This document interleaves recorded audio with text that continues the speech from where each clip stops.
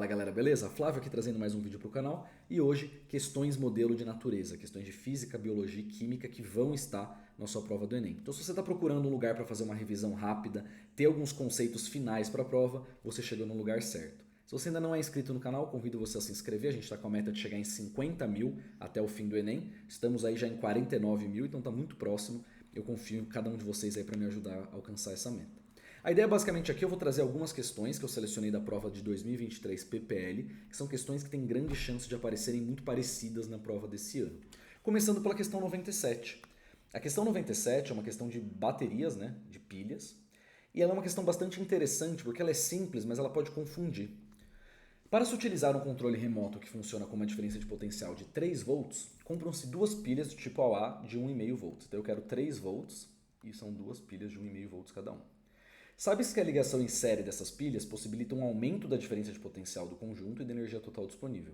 Quando ligadas em paralelo, no entanto, socorre o aumento da energia total disponível. Olha que legal, na própria questão ele te deu a dica, né? Ele nem precisava ter falado isso, porque isso aqui é uma coisa que é um conceito que você deveria saber.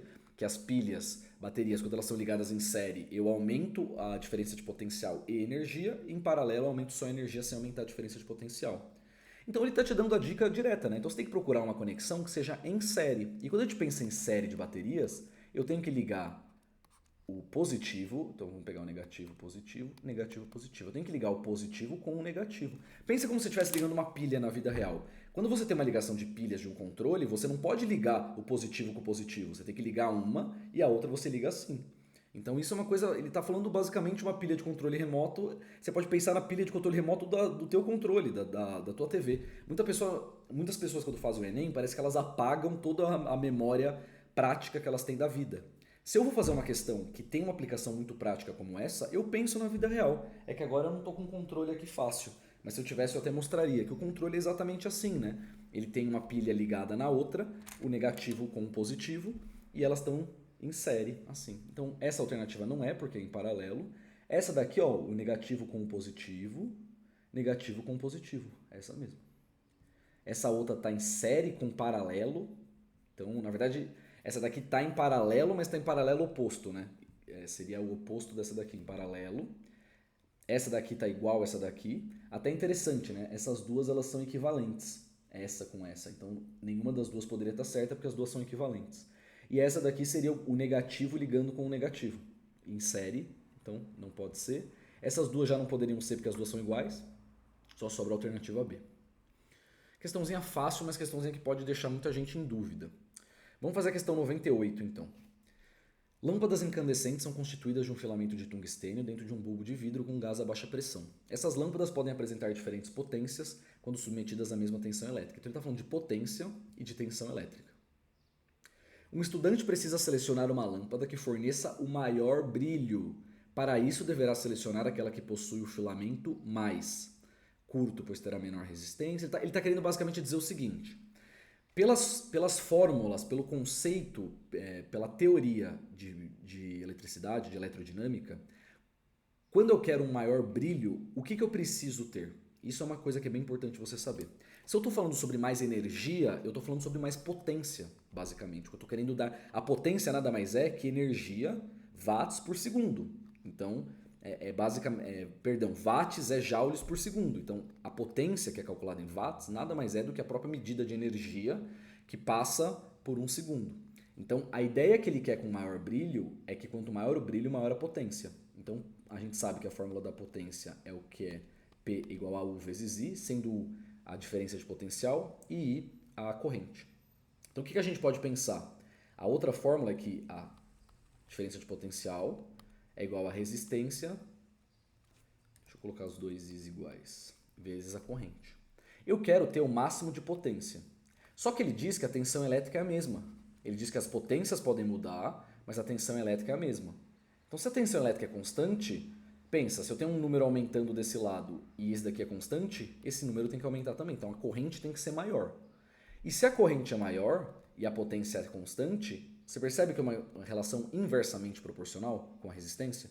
Então eu tenho que achar alguma alternativa que fale sobre uma menor resistência. Então se a gente procurar aqui, vai ter maior resistência está errado. Menor resistividade, eu vou explicar isso daqui com uma outra fórmula. Mas menor corrente elétrica não é. fala assim, pô, mas menor resistividade? Talvez possa ser. Vamos lembrar de uma coisa. O que é a resistividade? Resistividade é uma característica do fio. Então pensa assim, se eu tenho um fio mais longo ou mais curto, a característica do fio não muda.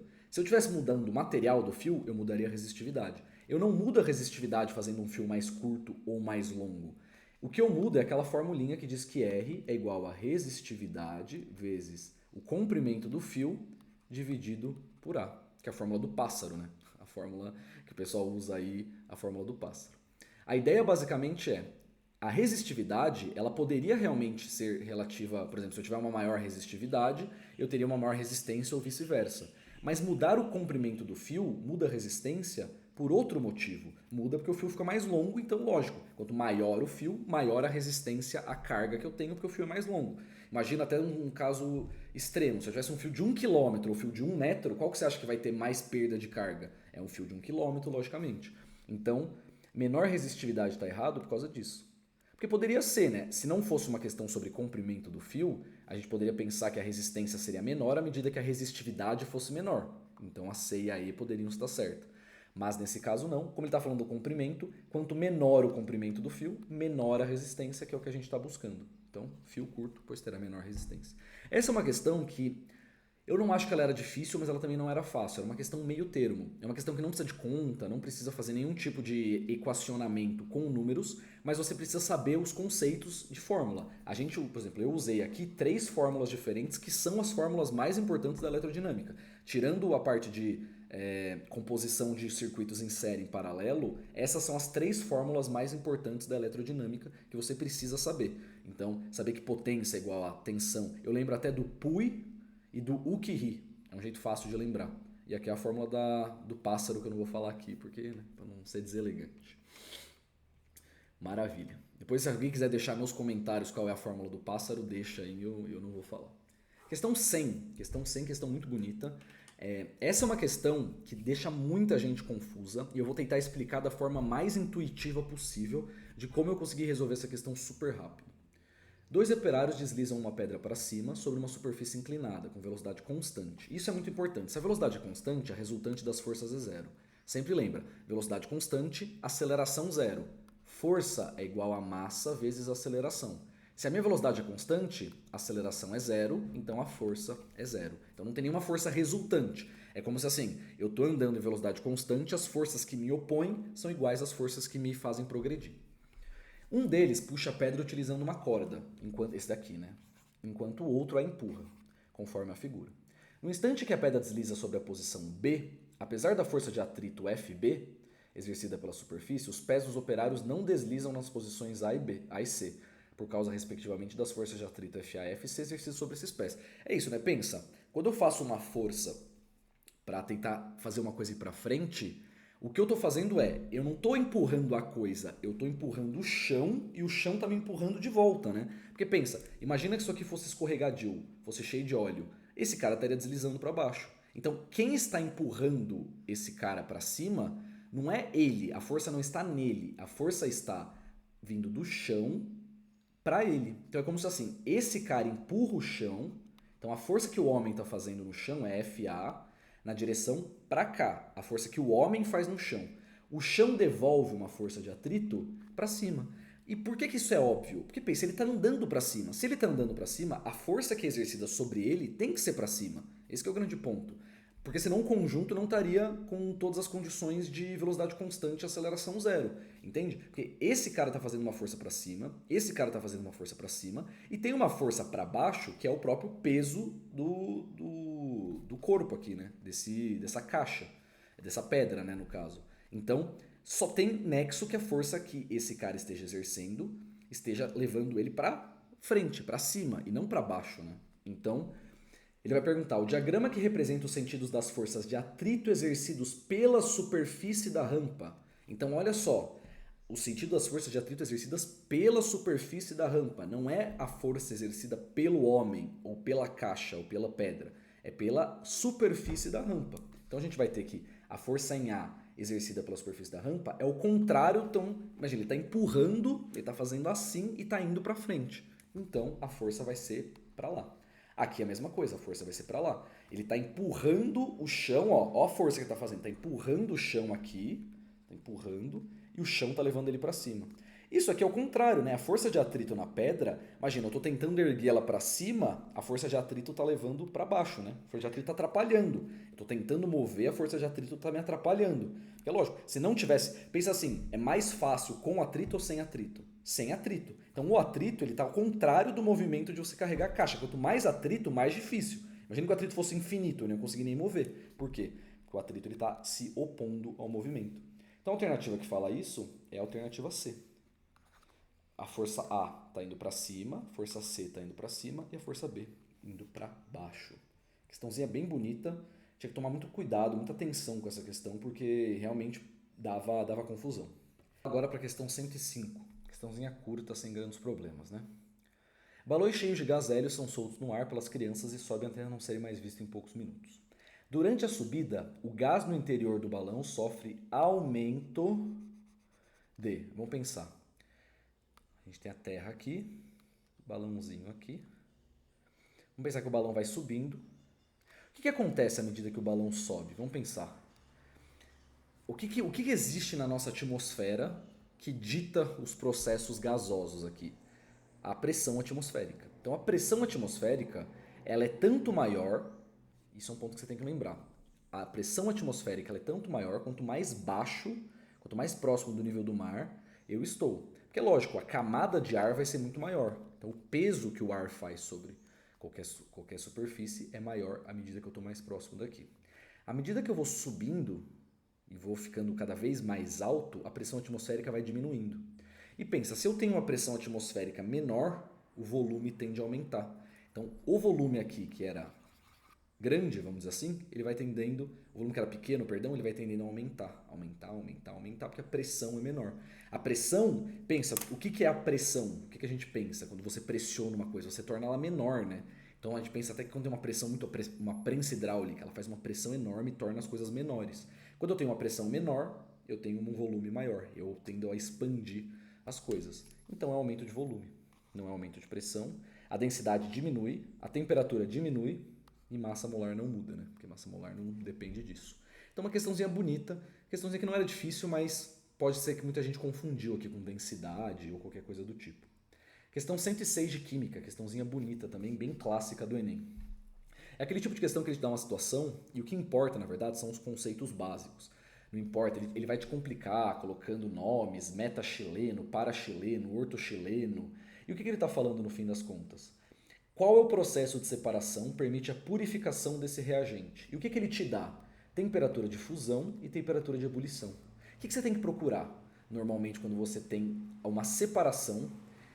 Veja se existe algum tipo de discordância, distoância entre o que você quer separar, que no caso aqui é o para-chileno, dos seus isômeros contaminados, orto-chileno e meta-chileno. Então o para-chileno, ele tem alguma coisa diferente desses dois aqui?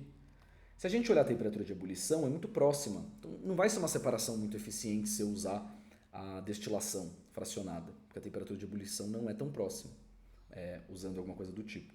Mas a temperatura de fusão ela é muito diferente.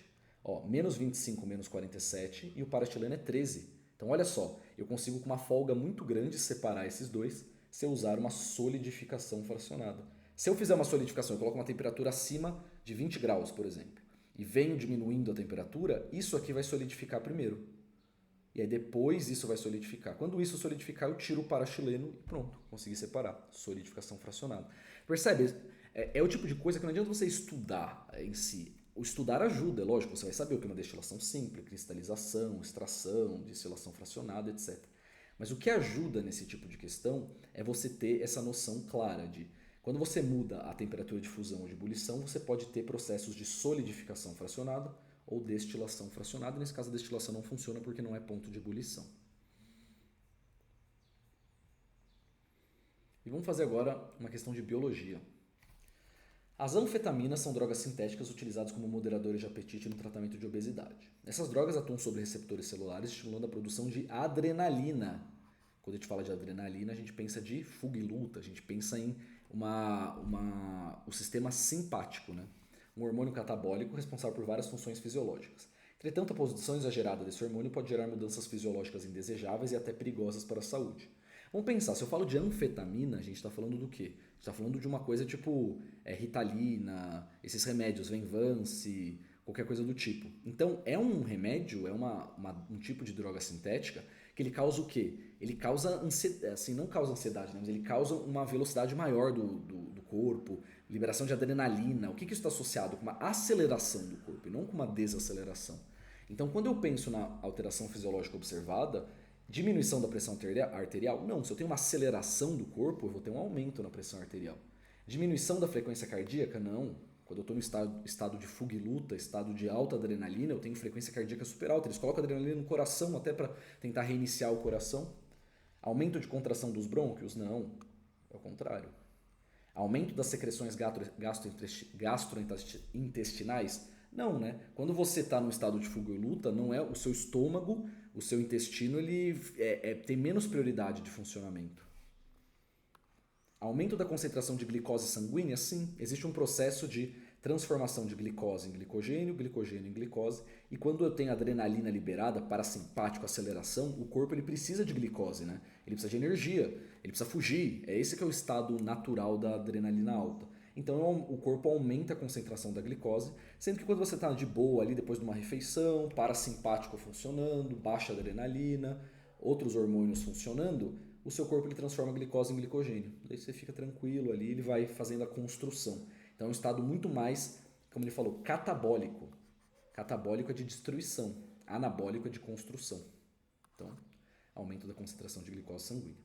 Beleza, pessoal? Espero que vocês tenham gostado do vídeo. Eu trouxe algumas questõezinhas modelo. Me contem depois se vocês acertaram mais questões. E não se esqueçam de se inscrever no canal para a gente bater a meta aí de 50 mil inscritos. Beleza? Um abraço e até a próxima.